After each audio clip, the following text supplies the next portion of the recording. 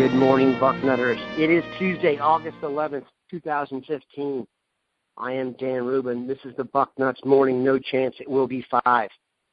I am joined by our team coverage staff of Dave Biddle and Steve Helwagen, joining us today to not only share their 30-plus years of experience on the beat, but both were there with bells on yesterday when Ohio State officially got the season started, as it were, with their first practice.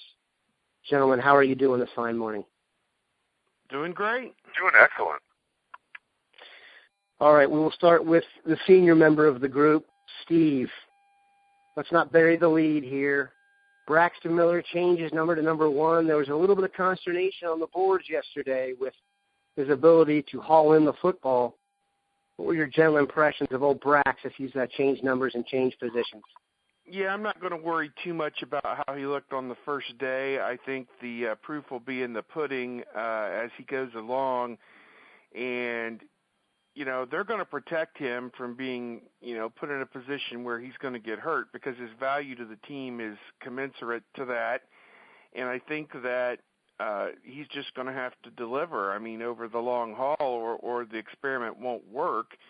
I would agree in some small way that maybe he was a bit nonchalant at times, catching the football or those kind of things. But Zach Smith's going to have to go to work and earn his money and teach the guy how to play wide receiver, or it will not work. That's just the fact of the matter. So my guess is if he's serious about this and doesn't just want to look like he's playing football and actually wants to play football, then it'll work out. But if he shies away from the contact and drops balls that he should catch and everything else, then they're going to have an issue. So I think it'll work out. I think Braxton is a very smart kid. His interview on ESPN yesterday, he talked clearly and plainly and seemed to understand what the task was. So, now if they just, put Joey Galloway with him every day going forward, it'll be great.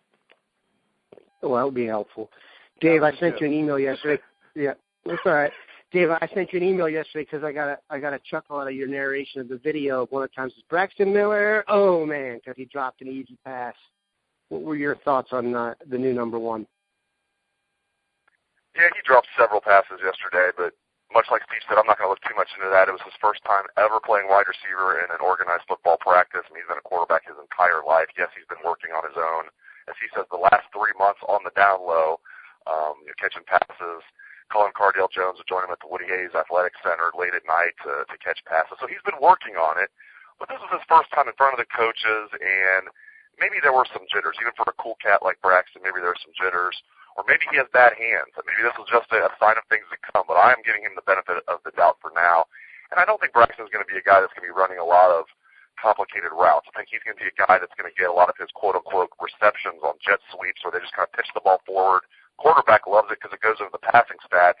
They're going to find ways to get the ball in his hands where it's not a very difficult catch for him, in my opinion. Now, there's going to be times when he's going to be, going on a 9 route and things deep down the field, but for the most part, I think they're going to try and get the ball to Braxton, close to the line of scrimmage, let him do damage because that's where he's electric. He can just make people miss in a phone booth.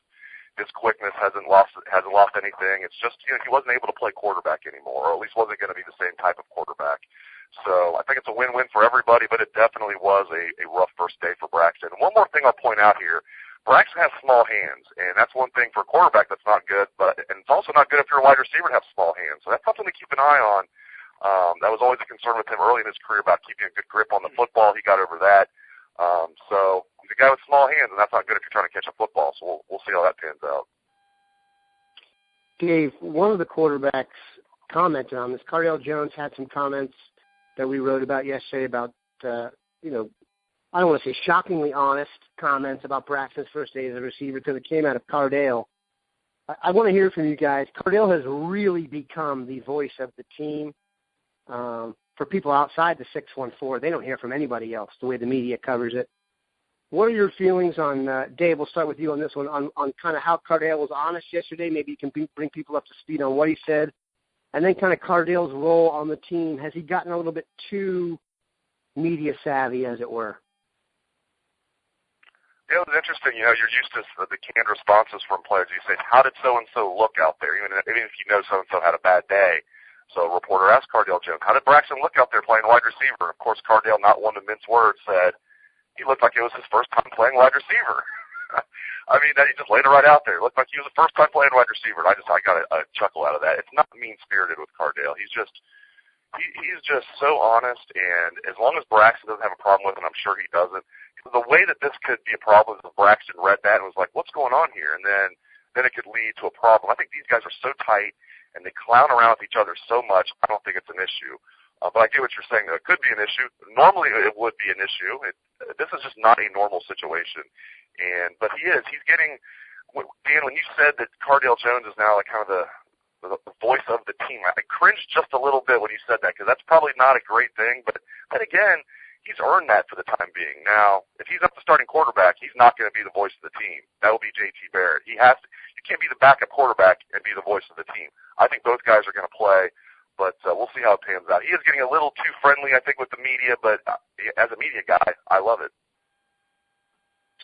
Steve, you wrote a lot about JT. What do you think of him yesterday? And he's kind of, it's almost like, I don't want to say he's the forgotten guy in this, but he's just so quiet. Even when he was showing up for camp, he kind of blended in and tried to stay off the headlines. What's your feeling on JT and how he's dealt with the whole situation? They do all seem to be tight. Yeah, I mean, the whole idea that they were staying together for a few days after the academic period ended, and somehow JT ended up with Cardale's keys and whatever, and he was locked out of the house or whatever, the dungeon, as he likes to refer to it. They are tight as the bark on a tree. If you saw them at the Friday Night Lights, they were basically within about 10 feet of one another the entire night, laughing, giggling, flipping the ball back and forth, just having a good time. And, that's the kind of dynamic that you hope prevails for the next year or two, however long this arrangement is going to be in place. And I think JT has a quiet confidence that he's healthy again, and he's driven. I mean, there's no question about it. Somebody brought up Virginia Tech and what it would mean for him to get some atonement, or to get some retribution, or whatever the redemption is probably the word from the game. He didn't, statistically, is my recollection, he didn't play well. 9 of 29, 3 interceptions, 7 sacks. We know the numbers by heart, but again, terrible offensive line play, and they were dropping his passes. So he was, as I said that night, he was betrayed by his teammates. It would mean the world for him to get the chance to go down there and play and start, and yet, Cardale is definitely a part of this whole situation, and, anybody's guess at this point how it's all going to work out. Yeah, Dave, just real quick, and I think you guys touched on this. Nothing happened yesterday that it's almost like they're going out of their way now to not let us know who's leading the quarterback battle. Fair to say? That's correct. And, even before we met with Urban Meyer, I wrote that there was nothing that happened yesterday that, could lead to Barrett or Jones being ahead of the other, because they were just really, while we were there, they were just stretching and then doing light drills. We're talking about light tossing, working on their touch, so that there was nothing that we could glean from that. Furthermore, Urban Meyer was asked a question I'm sure is on the minds of every Buckeye fan, or even just college football fans in general. What is your timetable for announcing who your starting quarterback is going to be? Well, here's his timetable. When the Buckeyes trot out on the field against Virginia Tech and Blacksburg, that's when you're going to know who the starting quarterback is. So there's not going to be he's not going to, if you're thinking out there, well, maybe by the third week of camp we'll find out. No. And unless there's a leak in the program, we're not going to know. And they even asked Cardale Jones about that. A reporter asked, do you guys think you can keep it under wraps? And he said, of course. So the guys will know. Urban Meyer will know before then, but the public won't know. Maybe we'll know here at Bucknuts, and we'll have it in the boarding house for you. But no, they're going to keep it under wraps as much as possible. And I asked Tim Beck, does that just kind of keep Virginia Tech on their toes so they don't know what to expect, who's going to be your starting quarterback? And he said, part of it is because of that, but he says more of it is to keep the competition between Cardale Jones and J.T. Barrett going at full scale. You want these guys going as hard as they can, competing. You don't want one guy to think, okay, I'm the backup now. You want these guys competing as much as they can, because competition brings out the best. So, yeah, I found that very interesting, though, that Urban Meyer says you're not going to know until we try it out on the field against Virginia Tech who our starting quarterback is going to be. Yeah, Dave, the timetable is 3 days short of never. You're exactly. never going to find out until the game starts. Steve, let's move to the defense a little bit here. Obviously, the most pressing story based on Joey Bosa's suspension is who's going to fill that spot. We've been talking about this ad nauseum, and there's nothing like they showed us the first day. But of the guys in the mix there, who impressed you yesterday in terms of maybe just the look test, and did you guys get a vibe from being there the first day as to who might fill that spot? I really like what I've seen so far out of Sam Hubbard. He looks like he could be an athlete that can play that defensive end position. They've got him listed at 6'5", 265 pounds. So if that's the case, he has really put some time and effort into that. Slade, to me, Darius Slade, he kind of stood out going through the drills where they do footwork going over the bags and everything. He has very quick feet, it seems to me, and I think that he is a definite possibility. Jalen Holmes, everyone has talked about the upside that kid has, and I don't know if it's just a thing that they list all these guys as the same thing, but he's listed at 6'5", 265, so which is the exact thing that Hubbard is listed at. So it's who's going to apply the ability and everything they've been given. Cornell's another one. Very good-looking young kid, 6'3", 265 as well.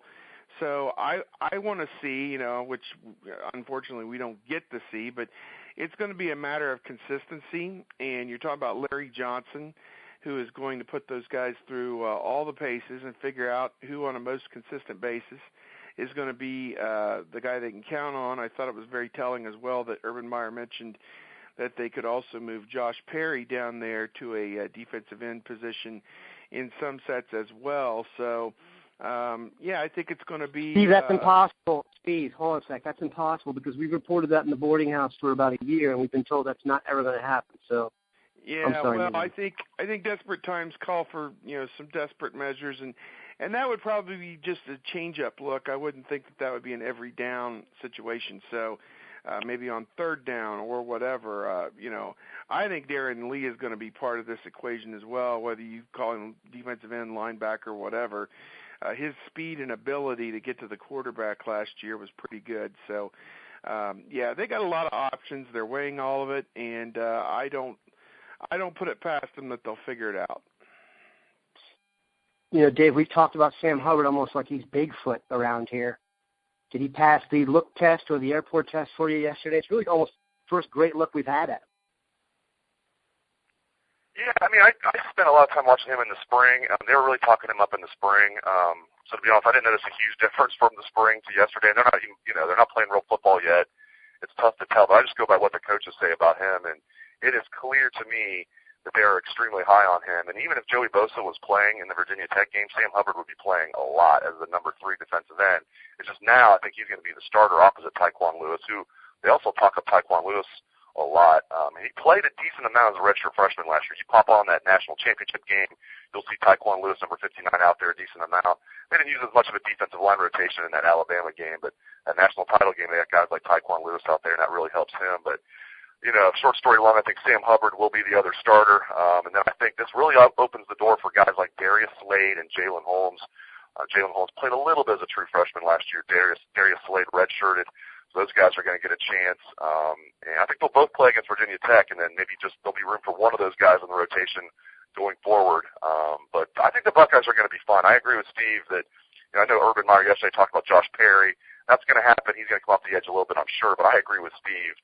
And I don't expect Ohio State to say this. Darren Lee is your secret weapon there. You want to talk about a guy that can fill in and get to the quarterback. That's your guy right there. And they have other linebackers they can put in. They have Dante Booker they can put in there at linebacker. They have freshmen that, not that you want to put 3 freshmen out there like Justin Hilliard and Jerome Baker in the opener at Virginia Tech, but you have other linebackers you can put in there. And I'm not talking about playing Darren Lee at defensive end the entire game, but 5 snaps throughout the game, you have a kind of a secret weapon coming off the edge there.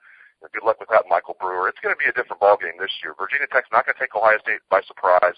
Ohio State's going to come in there with something to prove, and I think, definitely Darren Lee's a guy that can help out on that edge in that first game. For you boarding house lovers, just a tease for this afternoon, got a great item like Tyquan Lewis to look forward to, and my guess is it's one that's going to make you very, very happy. Moving on, Dave, I want to ask you another thing. The name that jumped out to me in one of your reports yesterday, and I have to admit my growing concern with the team is at defensive back, corner especially. Very high on Eli Apple. And after that, I mean, I like Gary and Conley. I'm interested in seeing what Damon Webb can do, and I like Marshawn Lattimore, who I'd like to hear you talk about because he's almost been in the Bigfoot, category. We haven't seen him. But that's not a lot of experience or depth at corner. You saw Lattimore yesterday. What did you think of him running around, and am I wrong to be concerned about the depth and experience at corner? You are not wrong. That is a concern because, they are a little short as far as depth at that position. Marshawn Lattimore was out there. He's been cleared. But I wonder when they start going full go, if they'll be a little bit cautious with him. I put that in my practice report, and that's just my opinion. Same deal with Dontre Wilson. It was good seeing him out there. He's had 2 foot surgeries, on that broken foot, since last November. So I wondered if he'd be cleared. So with both those guys, I think they're going to be going through all the drills. But when they start going full go, I'm not sure if they'll both be going full go. But sticking with corner, Eli Apple, he's going to be, more than fine. I think he's a future star. I think he's going to play in the NFL. He has everything you want in a corner. I thought he played really well as a redshirt freshman last year, especially toward the end of the year. I think he's going to have a huge year. But then, the depth behind him, there is a concern. Now, they're high on Gary Conley. I know Buckeye fans kind of roll their eyes when they think Gary Conley because they remember back to that Michigan State game. Come on, that's one game, and he was a redshirt freshman thrown in there. I mean, don't base your opinion on that one game. The coaches say he's come a long way. They really like Gary Conley.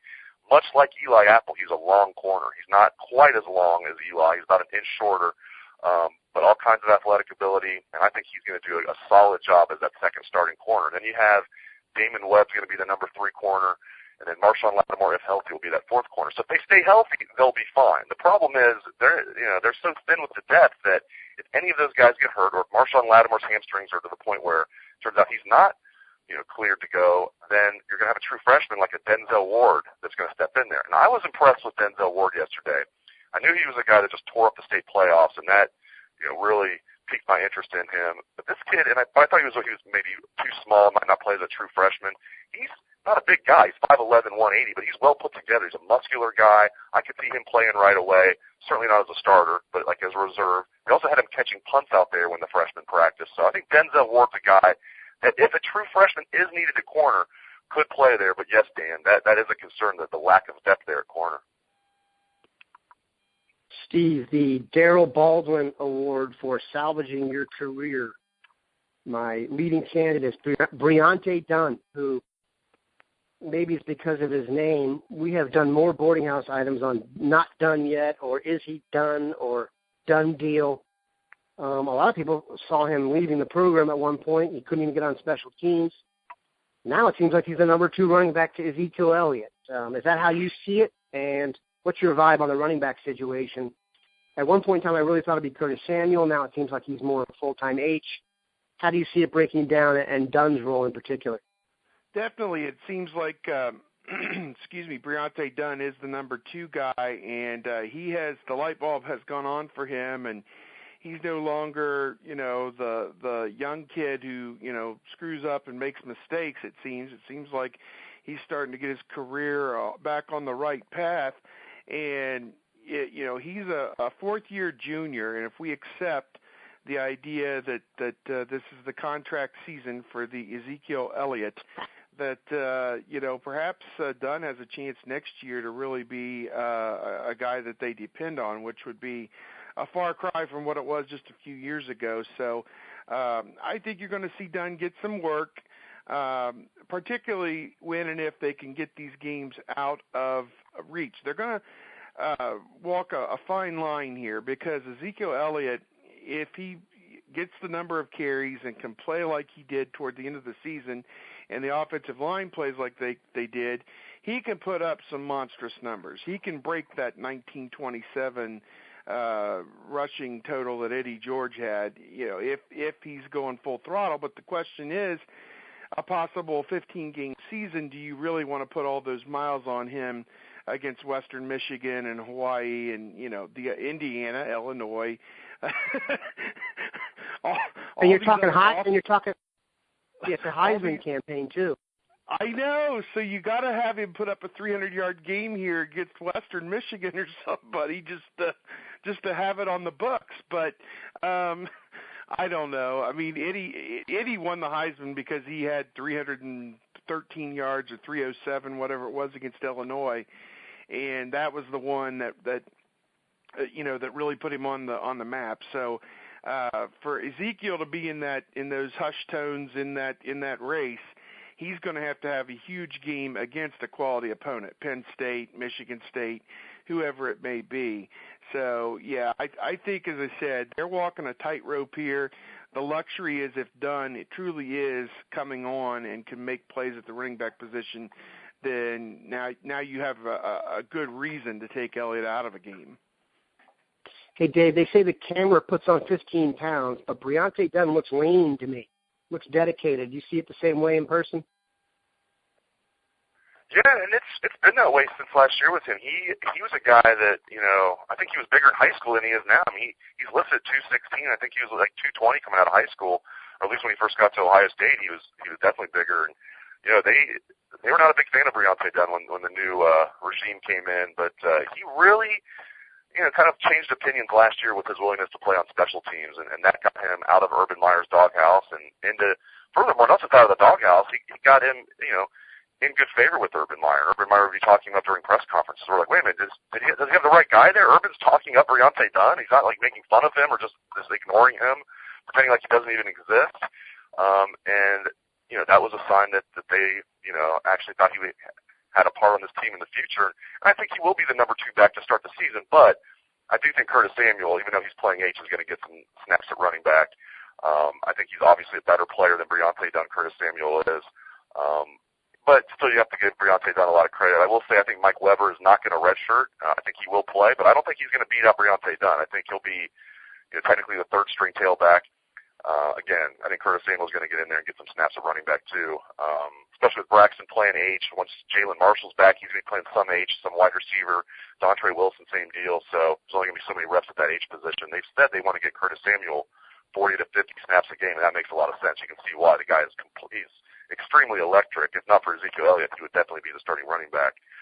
So, yeah, Briante Dunn's a good story. I still don't think he's going to have a huge role on this team unless there's injuries, but it's still good to see him come around. And I have to wonder about Warren Ball. I think this might be his last year on the team. A very nice young man, but, man, if he's still not doing anything as a fourth-year junior, I can't imagine him coming back as a fifth-year senior. And I wondered about that about Briante Dunn for next year, too, but it looks like Briante Dunn will be back as a fifth-year senior because he's very much in the mix right now. Steve, the first practice yesterday was the youngsters, the newbies. These are guys we've been talking about, a lot of them, since they were 14 and 15 years old, and it's the first time you get to see them in Buckeye pads for real. Of the guys you saw yesterday, just who jumped out at you from kind of the look test? Oh, man, it'd be easier to tell you maybe the guys who didn't. I mentioned Ja'Shawn Cornell earlier. He's a grown-ass man.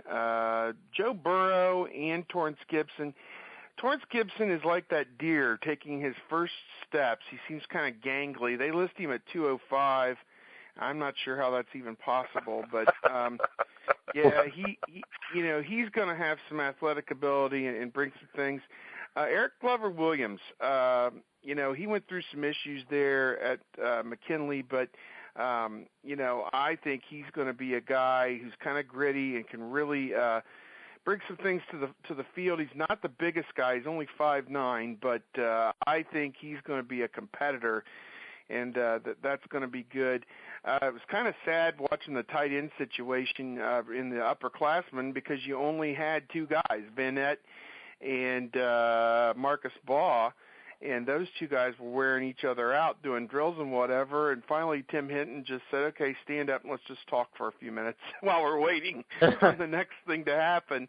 And the great news was there was 2 of those guys in the morning practice, A.J. Alexander and Rashad Berry. Those guys were working out, and they both look good. Berry is 6'4", 245. Alexander is 6'2", 235, and I think between the 2 of them, obviously at least one of them was going to have to play. And so, yeah, I think that, those guys, and these offensive linemen, they blot out the sun. Some of these guys, Fetter at 6'9".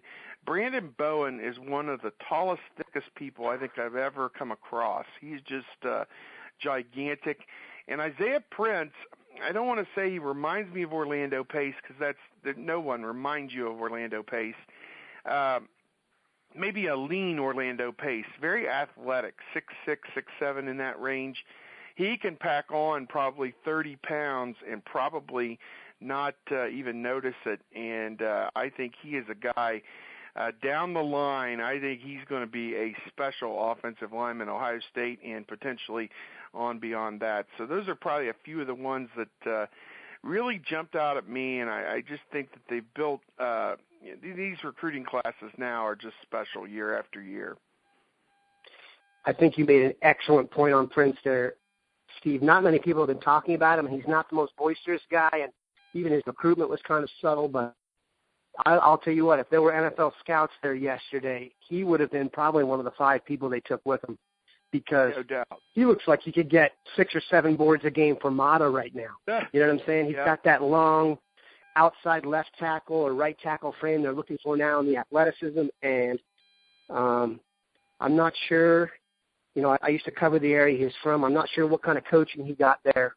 It's been suspect in that area at times, but I would agree he is a major one to look at. And from the pictures of him walking in, I think you put up a great point that he's in that modern, athletic-looking offensive lineman. Yeah, Dave, I was going to finish on this. Anyone jump out to you from the youngsters? Yeah, I mentioned Denzel Ward earlier. He's a guy that definitely I think is going to not redshirt. I don't know how much he'll play, but he'll be out there on special teams. Might be in their corner if there's injuries, like I said. I agree with Steve. I think Eric Glover-Williams, I can't envision him redshirting. I think they're going to find a way to use him as a true freshman. They list him as a corner. I know a lot of people were convinced he was going to play offense. Maybe he will, but they're going to use him as a corner. That's probably because they need depth of corners, we mentioned earlier. I agree with Steve on the offensive line. Those guys, that is an impressive group when you talk about those 5 freshmen offensive line. We got a chance to see Grant Schmidt in the spring, and the other 4 guys have joined him. And it was like Ed Warner was like a kid in a candy store. And you don't usually use the word giddy and Ed Warner in the same sentence. He's a pretty hard-ass guy, and I love that about him. But he was like, pretty giddy yesterday working with these guys. And it was almost a different mindset when the veterans came. He was more intense with the veterans in the second practice than he was earlier. You would think it'd be the other way around. He's trying to, wants to, lay the law down for the freshmen. But it was just like he was just so happy to be, have these new toys to work with out there. The defensive tackles, those 3 guys, the freshmen, one of those guys is going to have to play. And I think it's going to be Robert Landers. Maybe 2 will play. Devon Hamilton and Josh Alibi, they look good out there. Big guys that move well. I mean, Alibi, I don't know if I'm pronouncing his last name right. Urban Meyer says Alibi. I've heard Alibi. We'll find out. But Urban Meyer says Alibi, so I'm going with that for now. He's a big guy that moves well. But Landers, it's amazing how quick he is when he's going through his footwork drills for a defensive tackle. I know he's not the biggest defensive tackle at 6'1", 290. But I like that. He's got like that Geno Atkins build, and kind of can be a playmaker from that defensive tackle position. So there's going to be a lot of guys. I'm sure I'm leaving a ton of guys out. I thought Justin Hilliard and Jerome Baker both passed the look test. John Cooper would have been proud of those guys. Mike Weber built low to the ground, stout young man. It doesn't look like he's overweight though. I think that was people were wondering when I was saying that he's a very stocky kid. They're like, he's not like Derek Green stocky, is he? He's like, no, he doesn't look fat. He looks like he is a muscular, built low to the ground type of kid. So a very impressive group. 25 true freshmen. They're scholarship players. And I think of that 25, roughly, I think 12 will play and 13 will redshirt. And I asked Urban Meyer yesterday, Dan, I said, is that kind of the perfect balance in a perfect world? Would you want about, roughly half to redshirt, roughly half to play? He said, well, I hope 20 of them play. But then he said, yeah, I think, realistically, that's probably what's going to happen is roughly, 12 will play, 13 will redshirt, somewhere around there. That's how you know they're stacking talent. It's a far cry from when Herb said he didn't want to redshirt anybody. I think he's realized when you stack it like this, there's nothing you can do about it. We appreciate Steve and Dave taking time after a very long day. You will not get better coverage of Ohio State football anywhere on the earth than you will from these 2. Dave, give us an understanding of what's coming up. I know media access at times can be limited under the Herb regime, but what do we have to look forward to here over the next week or so of camp? Yeah, tomorrow is another big day. Today's practice is closed. We don't have any interview opportunities, but we'll have covers throughout the day on Bucknuts because we got so much stuff yesterday. And then tomorrow's a big day. We're going to meet with Luke Fickell and the linebackers after practice at 11:30 a.m. The Buckeyes are going to practice in the morning, full squad practice tomorrow morning at about 9 o'clock. So about 11:30 a.m. we're going to meet with Luke Fickell and a few of the linebackers. I'm sure Josh Perry will be in that group, Darren Lee, and Raekwon McMillan. I'm sure that they'll bring all the starters out. Maybe they'll bring some backups. So we'll talk to Luke Fickell and the linebackers. We're also going to talk to the aforementioned Ed Warner and a few of the offensive linemen. It's always great talking to Coach Warner. He's very insightful. So I'm sure we'll talk to Taylor Decker, Pat Elfline will be out there, Jacoby Bohr, and some of those returning guys. So that's what's coming up tomorrow is Luke Fickell and the linebackers, and then Ed Warner and the offensive linemen. And then Sunday, August 16th, is Ohio State's Media Day. So this Sunday, that's every player and every coach is available for interviews, and we'll be there covering it. And it's one of my favorite events to cover because usually Ohio State determines who you get to interview. When it's Media Day, you get to go around and interview anybody who you want to. And it could be a true freshman, it could be a fifth-year senior who's a walk-on, anybody who you want to, including the coaches, you can go up to an interview, and I really like it. That's coming up this Sunday. It'll be at the Woody Hayes Athletic Center this Sunday, August 16th. There's no place better than Bucknuts to be locked in. And Dave didn't share this with you, and neither did Steve, but the best information they get, the real good stuff, goes in one place, and that's our front row message board. But that's a premium adventure. If you sign up for Bucknuts right now, you get a month free. There's no better time to sign up. Dave, I've told everybody this. This is the zenith of the Ohio State program. I know that's hard for people to comprehend, but this is the time to get on the bus.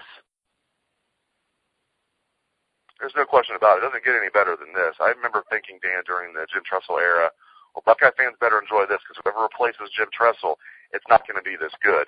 And I'm not talking about Luke Fickell replacing Jim Tressel. I meant the long-term head coach after Jim Tressel just was not going to be as good as the Tressel era. Well, guess what? It's gotten even better. And I love Jim Tressel. I just think Urban Meyer, the height that he's going to take this program, he already has a national championship in his back pocket. The way recruiting is going, it really is the golden age of Ohio State football, and it's just going to keep getting better. If you try our 30-day free trial, it takes you through all of camp and the opening game. Great time to try a 30-day free trial. No question. Dave and Steve will be all over it. Keep it locked to Bucknuts. Give us a follow at Bucknuts247 on Twitter, at Bucknuts247 on Twitter. Dave and Steve, have a great day. Go Bucks.